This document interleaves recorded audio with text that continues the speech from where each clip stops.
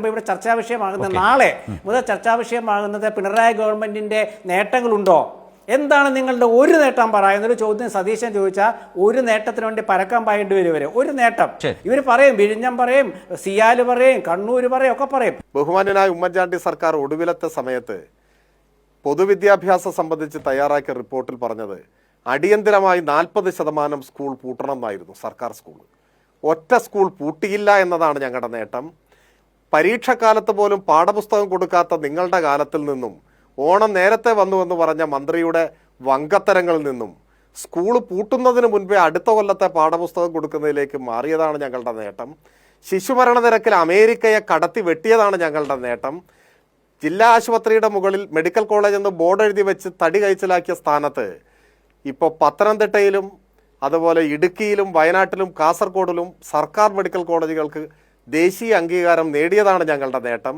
ഇന്ത്യയിൽ ആദ്യമായിട്ട് 2000 രൂപ ക്ഷേമ പെൻഷൻ കൊടുത്തതാണ് ഞങ്ങളുടെ നേട്ടം. വീട്ടമ്മമാരുടെ പെൻഷൻ എന്ന ചരിത്രത്തിലെ ആദ്യ ചുവടുവയ്പ് ഇന്ത്യയിൽ കേരളത്തിൽ തുടങ്ങിയതാണ് ഞങ്ങളുടെ നേട്ടം. അഭ്യസ്തവിദ്യരായ യുവതീ യുവാക്കൾക്ക് പ്രതിമാസ സ്റ്റൈപ്പൻഡ് ഏർപ്പെടുത്തിയാണ് ഞങ്ങളുടെ നേട്ടം. ഇന്ത്യയിലെ എല്ലാ സംസ്ഥാനങ്ങളിലും നിയമന നിരോധന ഉത്തരവിറക്കി PSC വഴിയുള്ള നിയമനങ്ങൾ മരവിപ്പിച്ചപ്പോൾ കഴിഞ്ഞ 10 കൊല്ലം കൊണ്ട് 3 ലക്ഷം ചെറുപ്പക്കാരെ സർക്കാർ ഉദ്യോഗസ്ഥരാക്കി മാറ്റിയതാണ് ഞങ്ങളുടെ നേട്ടം. 4 ലക്ഷം പേർക്ക് പട്ടയം കൊടുത്താണ് ഞങ്ങളുടെ നേട്ടം. 5 ലക്ഷം കുടുംബങ്ങൾക്ക് വീട് നൽകിയതാണ് ഞങ്ങളുടെ നേട്ടം. നിങ്ങൾ പകുതി വഴിയിൽ വെച്ച് അവസാനിപ്പിച്ച് അസാധ്യം എന്ന് ഫയലിൽ എഴുതി വെച്ച ഗെയിൽ പൈപ്പ് ലൈൻ പൂർത്തിയാക്കിയതാണ് ഞങ്ങളുടെ നേട്ടം. നിങ്ങൾ പകുതി വഴിയിൽ അവസാനിപ്പിച്ച് അസാധ്യമെന്ന് തീർപ്പ് കൽപ്പിച്ച കൊച്ചി ഇടമൺ പവർ ഹൈവേ പൂർത്തിയാക്കി പവർ കട്ടും ലോഡ് ഷെഡിങ്ങും ഇല്ലാത്ത 10 കൊല്ലം സമ്മാനിച്ചതാണ് ഞങ്ങളുടെ നേട്ടം. നിങ്ങൾ അസാധ്യമെന്ന് തീർപ്പ് കൽപ്പിച്ച ദേശീയപാത വികസനം യാഥാർത്ഥ്യമാക്കിയതാണ് ഞങ്ങളുടെ നേട്ടം. ഇന്ത്യയിലെ ആദ്യത്തെ ഡിജിറ്റൽ യൂണിവേഴ്സിറ്റി തിരുവനന്തപുരത്ത് സ്ഥാപിച്ചതാണ് ഞങ്ങളുടെ നേട്ടം. കേരളത്തിലെ ആദ്യത്തെ ഓപ്പൺ യൂണിവേഴ്സിറ്റി കൊല്ലത്ത് ശ്രീനാരായണ ഗുരുവിന്റെ പേരിൽ സ്ഥാപിച്ചതാണ് ഞങ്ങളുടെ നേട്ടം.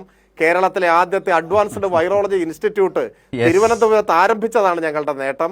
ഇന്ത്യയിലെ ആദ്യത്തെ ജല മെട്രോ കൊച്ചിയിൽ യാഥാർത്ഥ്യമാക്കിയതാണ് ഞങ്ങളുടെ നേട്ടം. ഇങ്ങനെ ഈ ചർച്ചയ്ക്ക് സമയമുണ്ടെങ്കിൽ ഒരു 1-2 മണിക്കൂർ ഞാൻ ഈ ഗവൺമെന്റിന്റെ നേട്ടങ്ങൾ വിശദീകരിച്ചു തരാം. എനിക്കിപ്പോൾ ഒരു സംശയമുണ്ട്. ശ്രീകുമാർ താങ്കളിൽ നിന്ന് ഇതൊക്കെ കേൾക്കാൻ വേണ്ടി ചോദിച്ചതാണോ എന്ന് എനിക്കൊരു സംശയമുണ്ട്. ഞാൻ ചോദിക്കട്ടെ, ഇന്ത്യയിൽ ആദ്യമായി മനുഷ്യഹൃദയം ഒരു ജില്ലാ ആശുപത്രിയിൽ മാറ്റിവെച്ചത് അങ്ങ് ശ്രദ്ധിച്ചിട്ടില്ലേ? K-ഫോൺ ഒരു ഫ്ലാഗ്ഷിപ്പ് പ്രോഗ്രാം അല്ലേ? ലൈഫ് പദ്ധതി ഒരു ഫ്ലാഗ്ഷിപ്പ് അല്ലേ? ഇപ്പം അദ്ദേഹം പറയുന്നു, മറ്റേ പ്രതിപക്ഷ നേതാവ്, ഞാൻ പ്രതിപക്ഷ നേതാവിനെ കുറിച്ച് പറയുന്നില്ല, അദ്ദേഹം വന്ന് അബദ്ധത്തിൽ പോലും ഒരു സത്യം പറയാൻ കഴിയാത്ത സാഹചര്യത്തിലേക്ക് വന്നിട്ടുണ്ട്. അതിൽ ദുഃഖമേ ഉള്ളൂ. രേഖകളും കണക്കുകളും വെച്ച് നമ്മൾ സംസാരിക്കുക. നമ്മുടെ തിരുവനന്തപുരത്താണ് ആദ്യത്തെ ഡിജിറ്റൽ യൂണിവേഴ്സിറ്റി ഉണ്ടായത്. അഡ്വാൻസ്ഡ് വൈറോളജി ഇൻസ്റ്റിറ്റ്യൂട്ട് വലിയൊരു നേട്ടമല്ലേ? റൈറ്റ്. അതായത് ശ്രീ സജീവൻ ഇപ്പോൾ ഇരുന്ന് ആലോചിച്ച മുഴുവൻ ഇതല്ലേ? ശ്രീകുമാർ സാറ് മനസ്സിൽ കാണുന്നുണ്ടാവും, ഇത് എൻ്റെ ഐഡിയ ആയിപ്പോയി എന്ന് പറഞ്ഞു. വികസനമൊക്കെ ഈ ചർച്ചയിലേക്ക് എടുത്തിട്ട് സ്വരാജ് ഒരു 100,000 ഫ്ലാഗ്ഷിപ്പ് പദ്ധതികളെ കുറിച്ച് പറയുന്നത്, അദ്ദേഹം പറയാത്തത് ചിലതും നമ്മുടെ മുമ്പിലുണ്ടല്ലോ. ഇപ്പോൾ അതിദാരിദ്ര്യ നിർമ്മാർജ്ജനം. ശ്രീകുമാർ ഒരു കാര്യമില്ലാതെ ഒരു സർക്കാരിന്റെ വികസന പ്രവർത്തനങ്ങൾ നാട്ടുകാരെ കേൾപ്പിക്കാൻ ഒരു അവസരം കൊടുത്തു സുരാജിനെന്നാണ്. മൂലയിൽ കിടന്ന് മഴയെടുത്ത് സ്വന്തം കാലിലിരുന്ന് വിഴിഞ്ഞം തുറമുഖത്തിന്റെയും കണ്ണൂർ വിമാനത്താവളത്തിന്റെയും തുടക്കം, അതിന്റെ മുൻപോട്ടുള്ള പോക്ക്, ഒടുവിൽ എത്തി നിൽക്കുന്നത്, ഇത് പല സർക്കാരുകൾ വന്നിട്ടുണ്ട്. ഇതൊക്കെ UDF സർക്കാരാണോ ഈ ആശയം കൊണ്ടുവന്നതും അതിന്റെ ആദ്യ നടപടികൾ സ്വീകരിച്ചതും തുടക്കം കുറിച്ചതും? ഇനിയിപ്പോൾ അവസാനിപ്പിച്ചത് നിങ്ങളാണോ? തുടർച്ചയായി 2 ടൈം ഭരിക്കാൻ കഴിഞ്ഞതുകൊണ്ടാവാം ഒട്ടേറെ കാര്യങ്ങൾ ഈ ഗവൺമെന്റിന് തന്നെ ആവിഷ്കരിക്കാനും നടപ്പാക്കാനും സാധിച്ചു.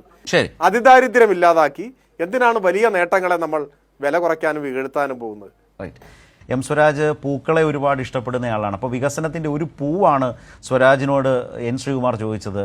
ഒരു പൂക്കാലം തന്നെയാണ് എം സ്വരാജ് തിരിച്ച് സമ്മാനിച്ചത്.